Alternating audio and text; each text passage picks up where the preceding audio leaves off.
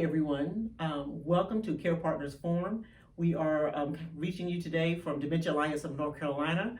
My name is Rosalind Q. Scott, and I am the Dementia Navigator here at Dementia Alliance. And then we have Dee Dee Harris, who is our Family Service Director, and we have a guest with us today. I know you guys are just used to seeing myself, Melanie, and Dee Dee, but today we have with us Shelby Kline, and she is with us from Health Team Advantage, and we're going to be talking about traveling today and how it is to travel with a person with dementia. You know, it's springtime. Last week we had all four seasons in one day. We started out with rain and wind in the morning, and then we went from that to sleet. Then we had snow, and then we transitioned to sunshine. So, hopefully, if you were planning to travel, springtime is getting warmer now, and I know families want to get out. We're overcoming COVID. So we're doing a lot of in-person things. We're getting out and enjoying that. And so what we want to share with you today, just some information, some tips, some things that you can be thinking about when you travel with your loved one. And Shelby is going to be sharing some things that, to put in your little carry bag when you're with your loved one out traveling, whether it's train, plane, or whatever source of traveling you choose to do. Before we get that, I want to kind of read you a little bit some statistics that I had found when I was doing some research about traveling here.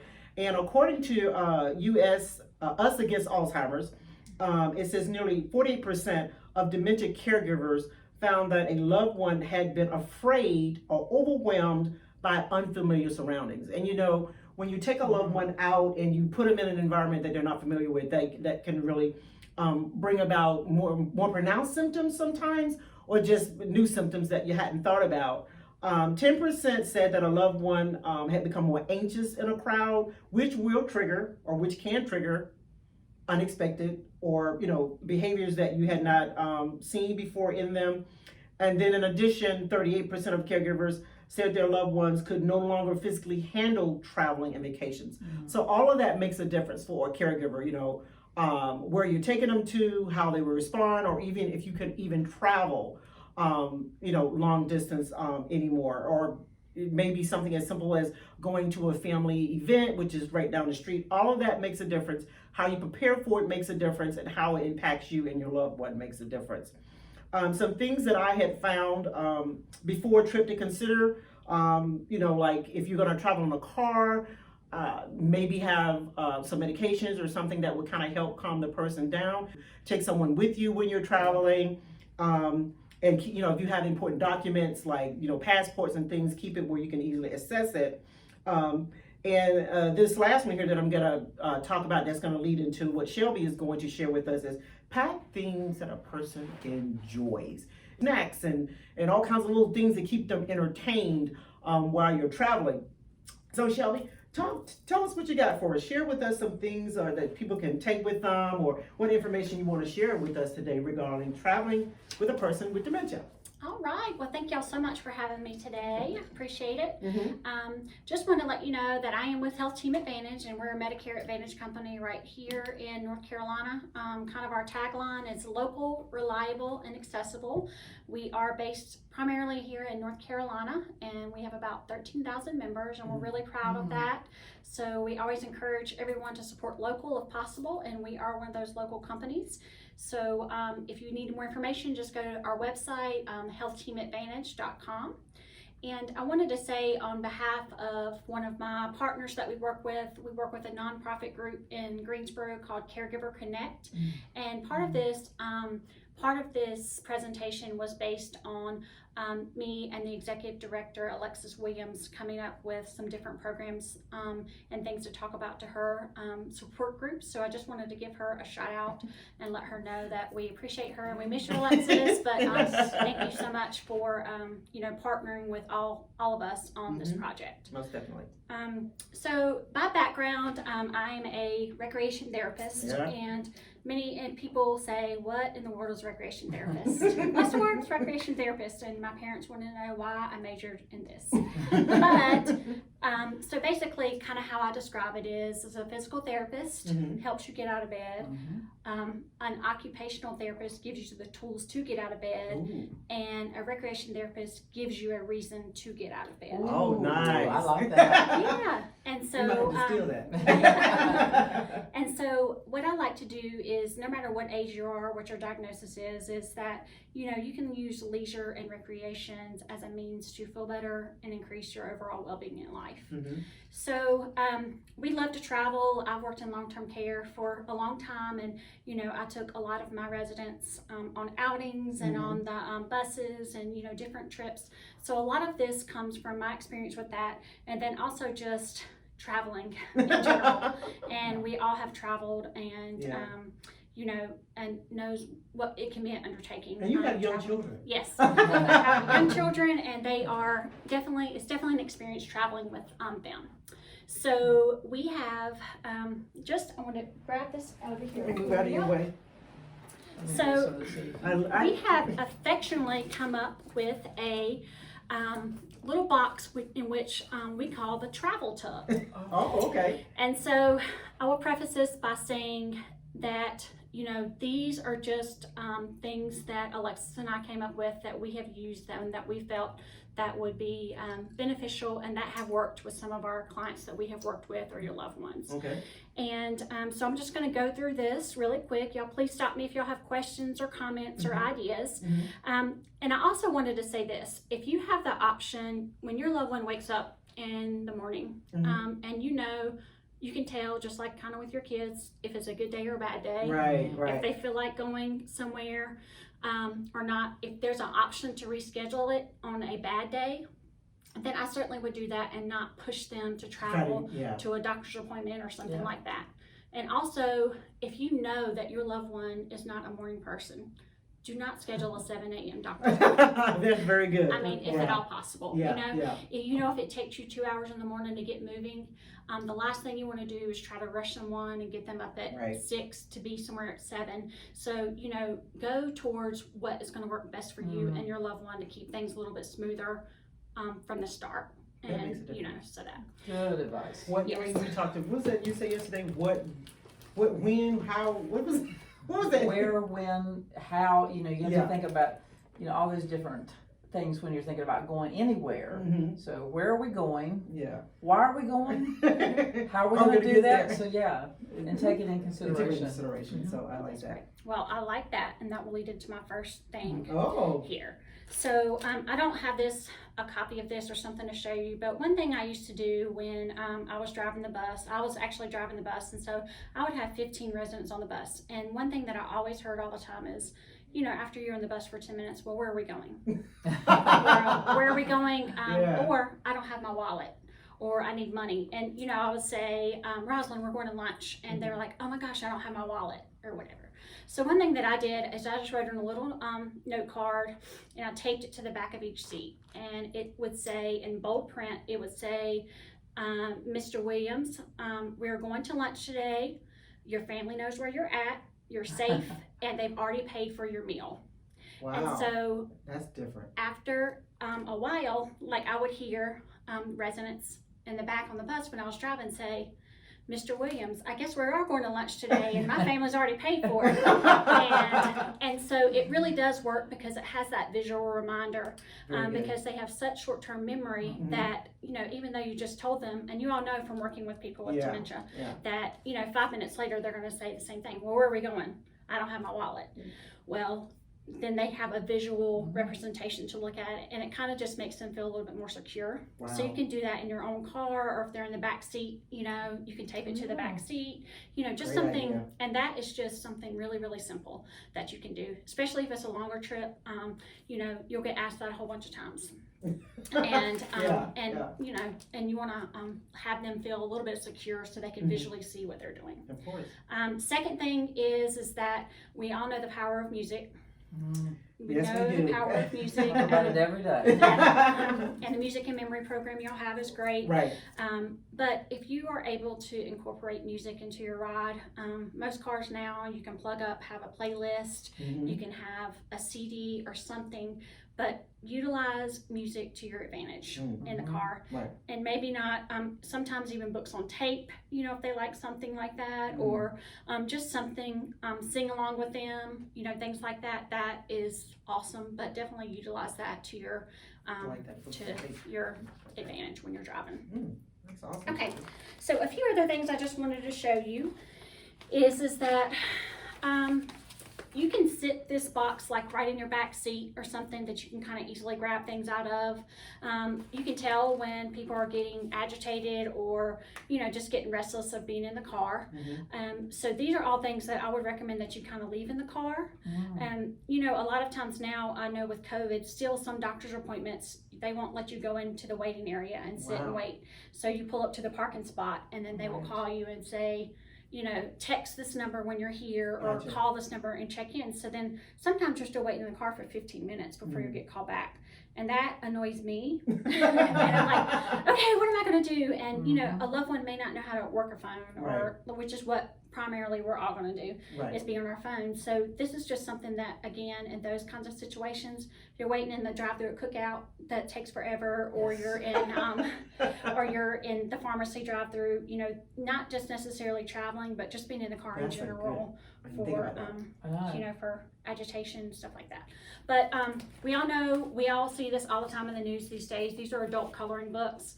And I cannot stress to you enough adult coloring books. We don't want to give them juvenile colors, coloring books. We want to keep it adult and make them feel adult when they're doing this. And you can get these just about anywhere now. And I mean, most of the stuff that I'm going to show you came from the Dollar Tree. So it's very inexpensive and, you know, things like that. If you have access to a copier even, you can photocopy some pages and put it on a clipboard and then have them, you know, use colored pencils, crayons, kind of whatever they want to do with that. So these are very easy things that you can put in there. And I do like to show this. This is just things that I've had left over from doing this presentation before. But my experience working in activities and things like that, most of the time people want to see a finished product. Well, how's it supposed to look?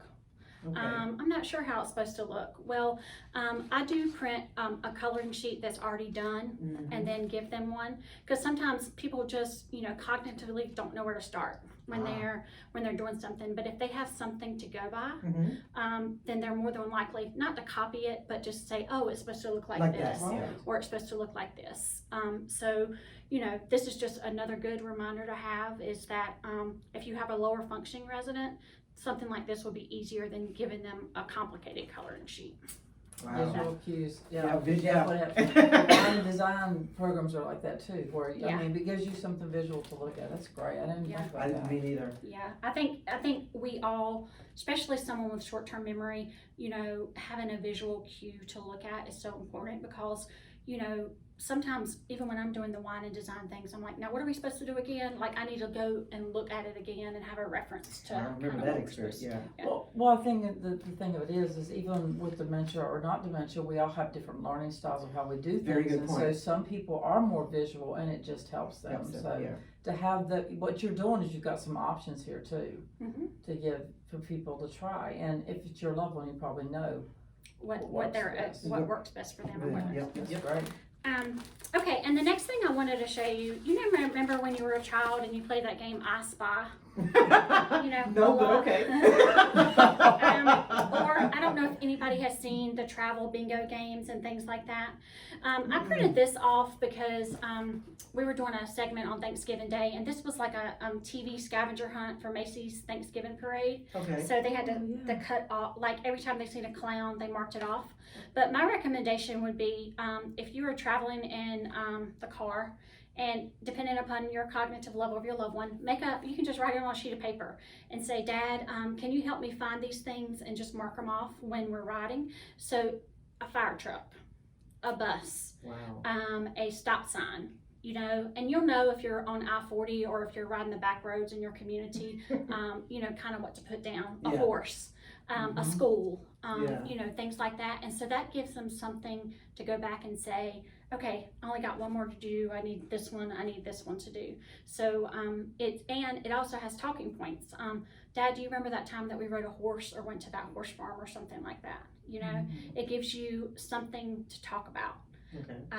I never think that I have a trouble talking to anyone, Mhm. but when you're around someone 24/7 and trying to engage them in conversations when they can't remember, it's good to sometimes have a refresher of like, okay, we did ride the horses that time, or we did go on vacation to there, so that's something I can talk to them about. So I was gonna say too, listening to that, you haven't even gotten halfway through, and all these things are just great. We have conversations with caregivers that, you know, they're home with their loved ones and is in looking for activities or thinking about things that they can do, like, you know, knowing how to communicate with them, with, you know, when they're hallucinating and different kinds of things like that. This could be a strategy for diversion, I guess, or distraction. When you say, okay, you can write down some things in the house or some things in the backyard and say, okay, you know, you're sitting outside, you know, check these things off. And that could be a way to conversate, to maybe eliminate some of, if not all of that type of, like maybe they're seeing things that are not there, or they're paranoid about things, or just a distraction to keep their mind preoccupied. on something different. You know, on something different. I don't know. What do you think? No, I agree. And the thing, and I know we're talking about travel, and so we're talking about action. Yeah. We think about the actual action of getting somewhere and getting home. But as we were talking, you know, a little bit this week, part of that is once you get there, like you're visiting family. Yeah. Some of these things would be good to help that family member who's not around people that, you know, that have dementia, to give them some things like that would be a great thing for them to engage. Yeah. So I love this because it is for travel, but I think it could also benefit that time of, like, with other family members or friends that maybe don't know how to engage. Yeah, and I've run into that a lot too, just from my work experience, is that, you know, sometimes I hear a family member say, you remember, don't you? Or, you know, things like that. And it's not, it's just lack of education on their part and knowing, you know, kind of what to do. So having these things already would be, you know, a great, even with grandkids or, you know, family that hasn't seen them in a while, you know, so that's good. Okay, I know I'm talking a lot here, but we're gonna move on. Very good. I mean, I'm learning so much. It's like, we know that, you know, having something in your hand that's tactile and that stimulates your senses is very important when you are driving. And a lot of times I've seen a lot of my residents, they'll go like this, you know, they're all the time fidgeting with something. Of course, everybody's seen those fidget blankets where you throw across your lap and you can have fidget. This is just things that are similar to that are not a fidget blanket. I just put a packet of nail files in there. I know a lot of my ladies like to have their nails done, and, you know, sometimes I'll be like, do you mind just filing down that nail over there? It looks a little long or something. You know, so having these in there to do, so that's another resource. Again, now I don't know who doesn't like to eat, but you know, we just had lunch. yeah. So, you know, having gum, like mints, things like that already in there and already in this box, because it's hard enough driving these days, but then when you're starting to have to search for stuff in your purse or in your car and, you know, take care of your loved one, but just having everything accessible to that. And so, you know, mints and sweet things are great for seniors, because sweets are one of the last senses that go when you have dementia and Alzheimer's. Very good. That's a good point. Again, drinks, bottled water, you know, things like that. And you see how small this is right here. I love this size of things because it is easier for people to hold on to versus the large bottles of water or the 22-ounce Cokes or Diet Cokes or whatever. Again, they have all those kinds of cups that you can get now, like the Yeti cups and straws and all that. But this is just really something simple that they can use, and it fits right around their hands to use. This was Alexis' idea. If we're gonna be doing all this eating in the car, and this was just something that we had found at the Dollar Tree. And, you know, instead of having, if they're eating a sandwich or chips or something in the car, that you could just take this and then just brush off their clothes or out of their lap, like the food and stuff like that. And just something easy that you can keep in the car with, so that you can get I hadn't that. thought about that. And the same thing with this kind of thing too. Okay. If I don't know how many people have pets, or I always seem to have white dog hair on me all the time for my dog, but just something that you can have them to look nice when they're getting out of the car and things like that. We did put just a lot of snacks in here that are easy, that they can hold in their hands. How many times have y'all worked with someone that said they just ate, and then 2 seconds later they say, I am hungry. I am hungry. Yeah, I have not eaten all day. But having a healthier option of snacks instead of giving them a big piece of cake again right after they just ate our pizza buffet, or something like that. Just having something that they can snack on and that they can hold in their hands, like raisins, that's somewhat healthier than just junk food. We did put some cough drops in here. Things like this. This is a poncho too.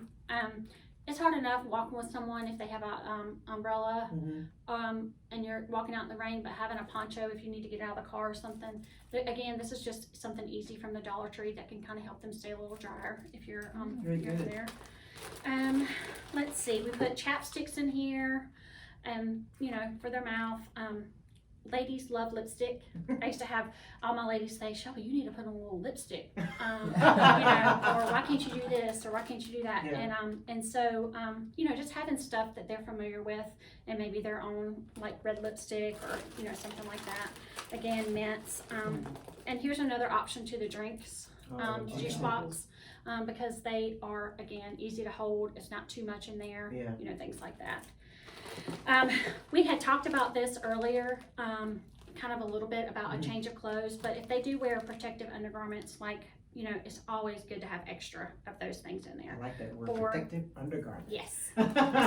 To me, that sounds more respectful, or more than diapers, or, things like that. So, but just having that, gloves if you need to in there.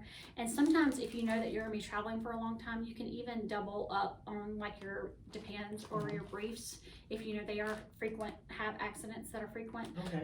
So that would kind of help, stay dry a little bit, when you're walking. But I would definitely recommend having these on hand, just extra in your car in general anyway, and probably a change of clothes for them.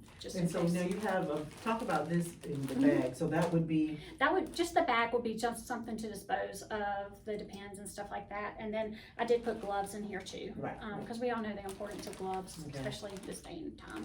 But just having it in a plastic bag like that. Let's see what else I have in here. Oh, here's the pencils and the crayons for the coloring books. And I did print these too. It's just a simple, y'all all seen those large print crossword puzzle books.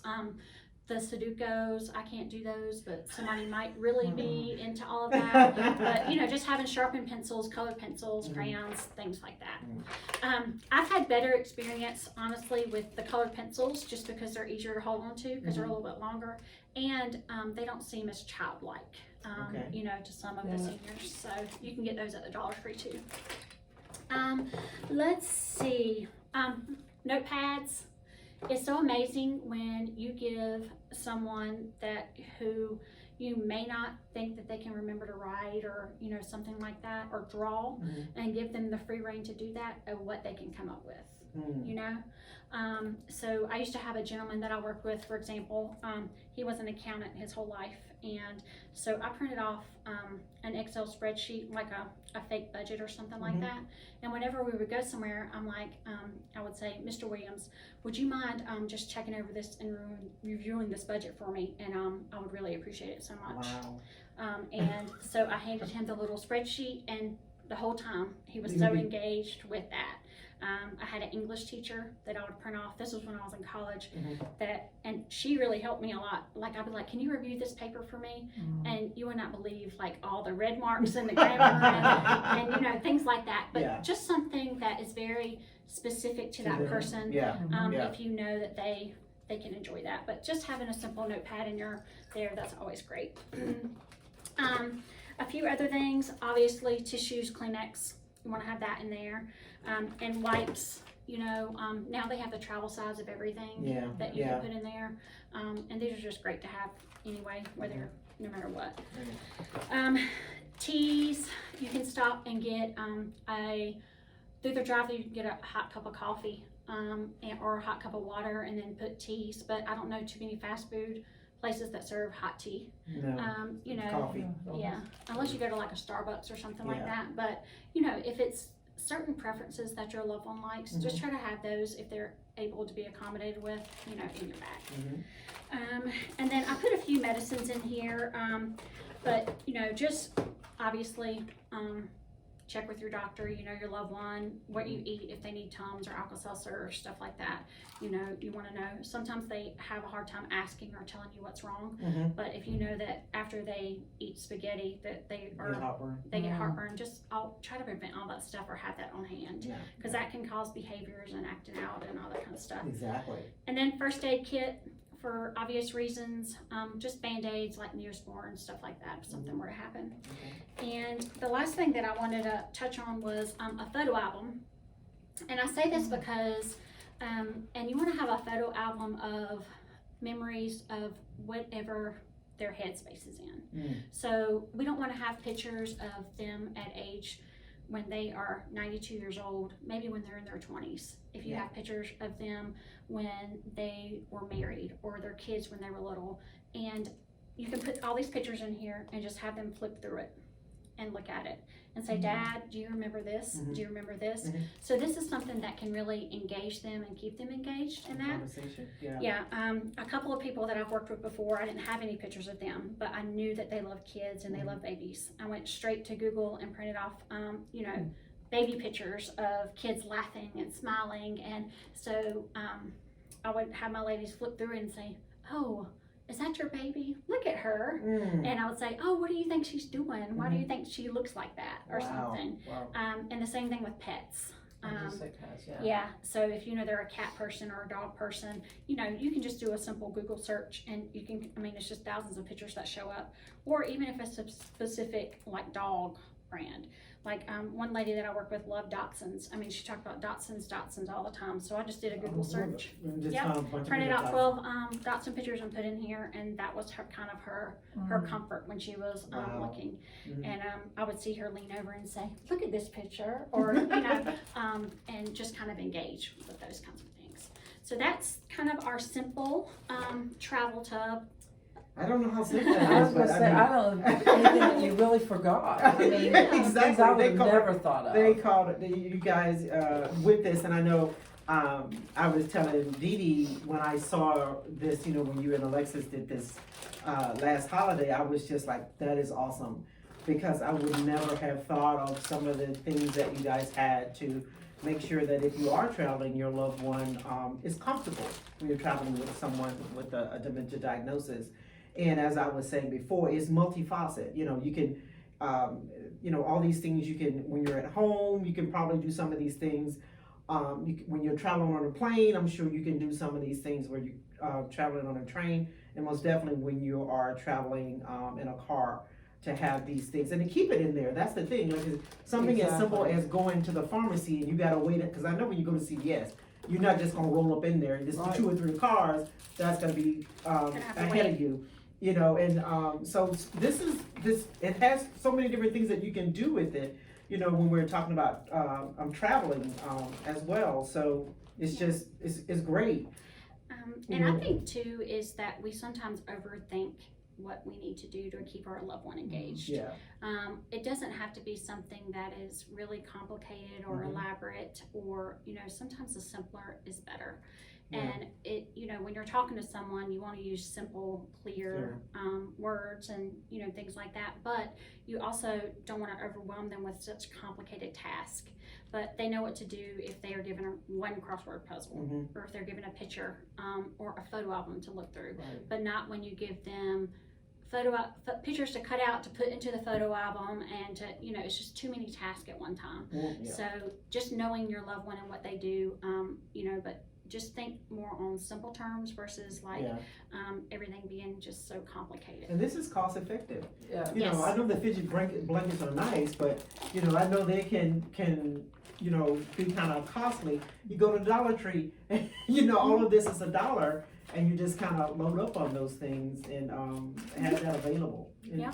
And you know, if you have you could keep one in each car. I mean, this is more cost effective where you could put one of these in each car, or if you have a caregiver that rides in the car, or if you know that you are they go to their sister's house every week, you know, having something like that at their house too. So, and it can kind of grow and grow, but you know, for the most part, these are the things that we thought without being too big in your car. But again, it's a simple container, you know, it's easy, simple stuff, cost effective, and that is kind of works. That's awesome. I mean, she told me about it, but I had no idea. I could not even imagine. I mean, just things that I really had not thought about. Some of it could be very basic, but just every little detail. And again, you know, you might, for some people, that basket, you could actually have the basket and they could actually pull some of that. Others, you would just need to pull out what you need at that point, of course. But one thing you mentioned too, and of course I'm always going back to music because I just actually had support group and we were talking about music and memory a little bit today. But you were talking about having music in the car, and you were mentioning how the pictures, you know, to kind of go back to when they're in their 20s. We all, you know, also want to remember though, when we're in the car with our loved one who maybe grew up, we want to go back sometimes to their music as well. Oh yeah. You know, then that just to keep that remembrance too, that sometimes they may not know the current stuff, but if we go back to older music, sometimes that would help as well. So, Wow. to make travel better. But this was, this just really that was awesome. Shelby come in and to do that demonstration, because you know, like you were talking about different learning styles. I think the visual really helped. You know, that helped the caregivers to kind of see it. But Dee Dee, you have some resources and some strategies that we can incorporate do after that. No, that was great. And you know, this month we're focusing on this with Melanie and with different things. And so you're hopefully between Melanie's talks and this, there'll be a lot of resources for the families. But a couple of handouts that we do have for that is if you are traveling, especially by car, and you're stopping. We was talking about our little stop sign that we have that, you know, we hear people say a lot of times, like, what do we do if we're stopping at a McDonald's or a gas station or something and we need to take our loved one to the bathroom, and there's not the family bathroom yet. There's more of those now, which is great. But these are things that you can cut out, tape, have a little bit of tape, put it on the door. It basically just, you know, says, you know, that the room is being occupied. Of somebody of the opposite sex, so please give, you know, us time, and then you know, so that we can email these out to you if you ask, if you just contact Dementia Alliance. We also have the companion cards. I don't know if you've seen this, but again, if we're somewhere, whether it be a restaurant, whether it be traveling, and we want to make someone else aware of the fact that our loved one has dementia, but we want to be respectful of them and not to share in front of them. These are little cut-off cards that you can make, like a little wallet card, and you can hand those out to people. So again, it's just a great thing to help. I think that's awesome.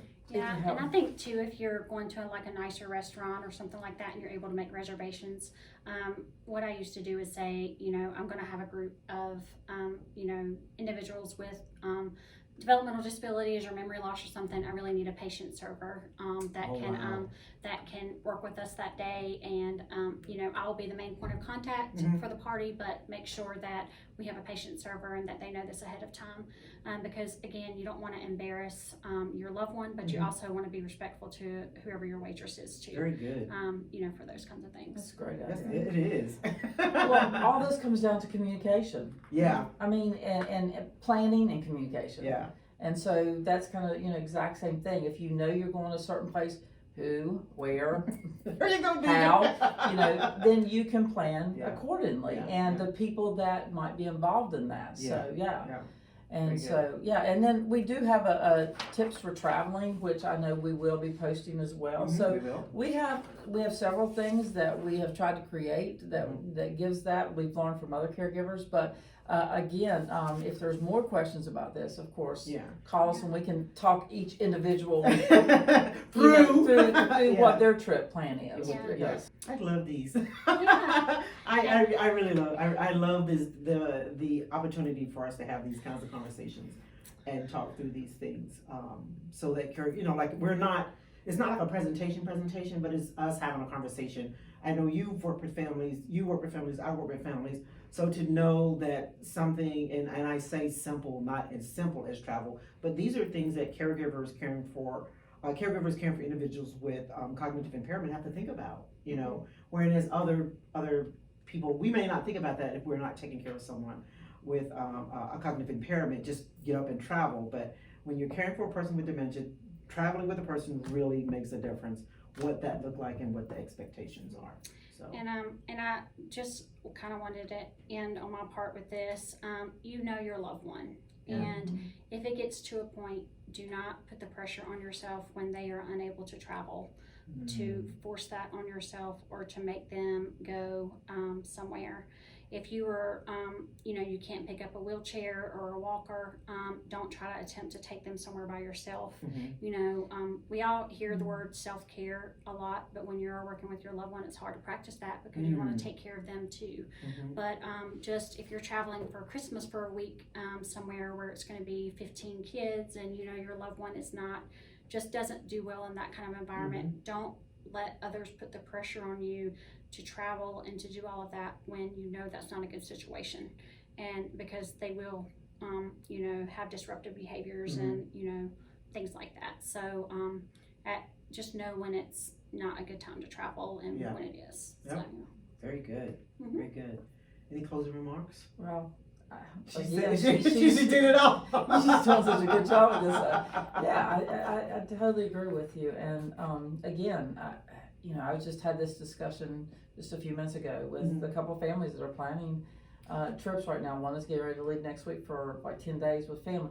But they're at a place where it's still a good thing. Right. Right. And that's what we talked about. And they want to take advantage of that. Right. But they're also talking about, do we, split it up for 2 days, and how does that work in a hotel? And you need to kind of know, like, maybe certain places, like if you're going to be somewhere for 10 days, you prepare your family as well as the trip, but also you might need to know what medical things are there, where the local CVS. I mean, there's so much there, and that's where you say, if I get in a car, yes, I got to do a little bit of planning to go on a trip, but nothing like the person who's caring for someone. Exactly. So again, I think our hope is by just talking about this, that people will just take and think about it as they make those decisions. You were just amazing. I'm glad I got to meet you today. Oh, wow. And it's just not, all of these things are not going to work for every single person. Thank you for bringing that up. It's not a one, this is how it's going to work for everybody. So it may be trial and error for a lot of things. I've given people a coloring sheet before and they threw it back in my face. I'm too old to be coloring, or who am I doing it for? But, so it's going to be trial and error sometimes, but, they may not like it today, but they may love it in a couple hours, or they may like it the next day. So it's not just, don't give up, but having those activities, at least it gives you options of choices to do and to help with. Wow. The one lady who's leaving had ordered the robotic, the pets, the dog and stuff. Fortunately, it's not going to be here until after she gets back.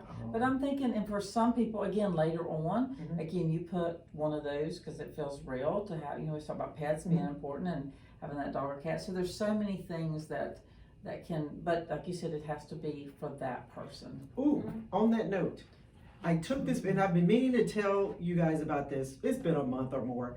I went into CVS and I took a picture of it, and it's on my phone, and they had those pets in CVS. Really? Yes, they did. I went in CVS in Burlington, and I don't know what I was looking for, but I was like, wait a minute. What? They had those. Did it make that little move to make you? But it was in the box. Like the box that it comes in, they had like 3 or 4 of them in CVS. So that may be something you can share with her. Check with CVS because they had those animatronics. Yeah, that's what they call them. In the CVS. So. And we share that because, again, for some people, that's going to be a thing that can help during travel time. Yeah, that works for them. Or in every day. That's true too. Yeah. Wow, this has been awesome. I so enjoy the opportunity to do the Care Partners forums because it provides information and just regular conversation for caregivers taking care of persons with dementia. We really appreciate you guys being here and joining us. Just keep in mind that if you want to view this again, check us out on our social media. We have Instagram, we have videos as well. And of course, we're going to post this to Shelby's website as well. So it'll be there for you to view it at your leisure. So have an amazing day, and we will see you next time. Thank y'all. Bye-bye. Bye.